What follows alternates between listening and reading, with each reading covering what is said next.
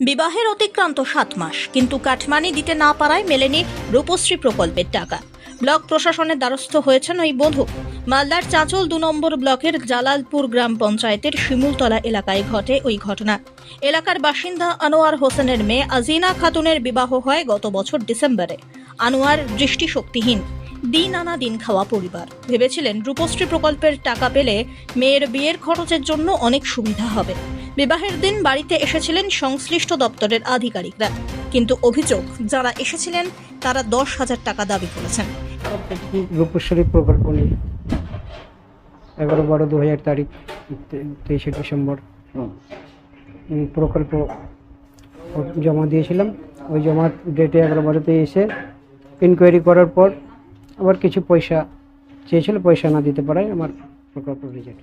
কিন্তু দরিদ্র আনোয়ারের সেই টাকা দেওয়ার ক্ষমতা হয়নি, তাই বিয়ের 7 মাস কেটে গেলেও তার মেয়ে রূপশ্রী প্রকল্পের সুবিধা থেকে বঞ্চিত। এই নিয়ে চাঁচল 2 নম্বর ব্লকের সমষ্টি উন্নয়ন আধিকারিকের কাছে লিখিত অভিযোগ জানিয়েছেন তারা। আমি তো আপনার মারফতেই জানতে পারলাম এই জিনিসটা। তো আমরা বলবো, যদি সঠিকভাবে কোনো আধিকারিক হোক, কোনো দলের হোক, যদি দুর্নীতি করে থাকে অবশ্যই বিরুদ্ধে উপযুক্ত ব্যবস্থা নেওয়া হবে। এবং সাথে এটাও বলছি যে আমাদের মাননীয় মুখ্যমন্ত্রী মমতা ব্যানার্জি দুর্নীতিকে আশ্রয় দেওয়া হয় না, এবং আমরাও দলের দিক দিয়ে দেখবো যে কিভাবে